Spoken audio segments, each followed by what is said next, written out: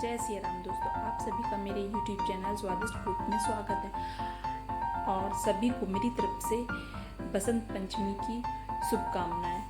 और मैं जो बसंत पंचमी के अवसर पर ये जो मीठा बता रही हूँ, बेसन के लड्डू, हमारे साइड इसको मगज का लड्डू भी कहते हैं। तो सरस्वती माता हैं तो उनकी वो तो विद्या की देवी हैं और संगीत की देवी हैं, तो बसंत पंचमी के दिन तो उनके लिए कुछ तो मीठा होना चाहिए, उनका भोग प्रसाद तो लगना चाहिए। तो उसी के उस पर्पज़ से मैं बता रही हूँ।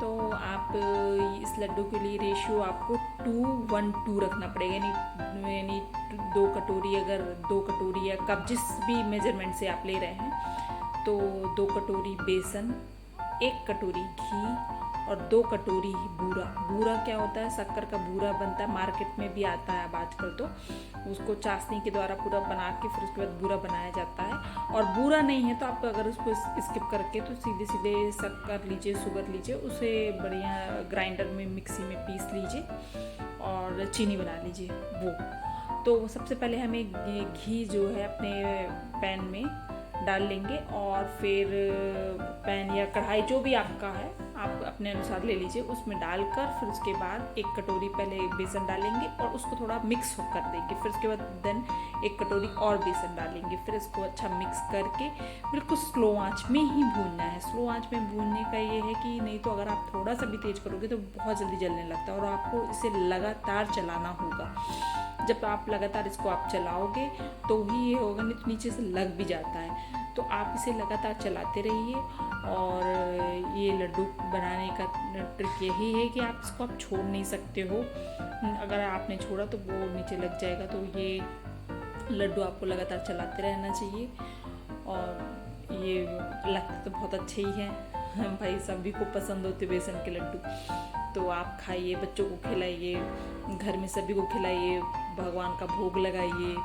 तो इसे ऐसे बनाइए और यूं ही चलाते रहेंगे। जैसे जैसे आप चलाते जाएंगे, देखिए पहले गाढ़ा था, फिर वो धीरे धीरे ऑयल वो घी छोड़ देता है, सॉरी ऑयल नहीं घी छोड़ देता है। पहले गाढ़ा, फिर उसके बाद खुद ही पिघलने लगता है। और ये देखिए यहाँ पे मैंने पानी डाला है तो 2 से 3 चम्मच, मतलब हाथ से ही आप डाल दीजिए थोड़ा सा। तो रवे दानेदार जो है लड्डू इससे भी आ जाते हैं। तो उसको चला के तुरंत ही ज़्यादा ज़्यादा थोड़ा सा 2 4 5 बार आप चम्मच चलाइए और ये बेसन मतलब जो आप भूंज रहे हो उसको चलाओ और फिर उसके बाद बंद कर दो गैस और यूं आगे पीछे कर लीजिए। क्या है, आप लगातार इतना गर्म हो जाती है कढ़ाई कि आप रख नहीं सकते हो, इसलिए 8 से 10 बार थोड़ा सा चलाते रहना पड़ेगा। फिर उसके बाद आप उसको ठंडा होने के लिए रखिए।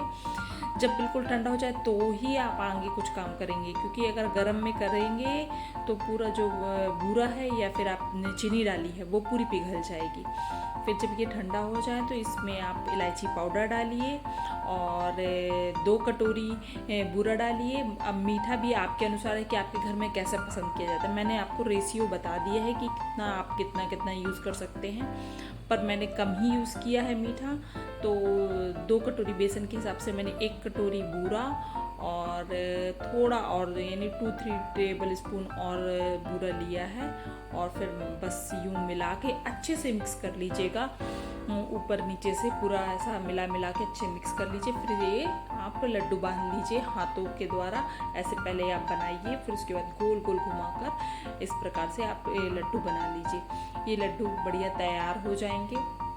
बसंत पंचमी के दिन सुबह सुबह भगवान को भोग लगाइए, सरस्वती माता को भोग लगाइए। वहीं वैसे स्कूलों में तो पूजा की ही जाती है, स्कूल तो अब 2 साल से हैं ही नहीं, बच्चों के भी नहीं है, ऑनलाइन है, तो बच्चे भी कुछ नहीं समझ पा रहे हैं कि क्या है बसंत पंचमी का।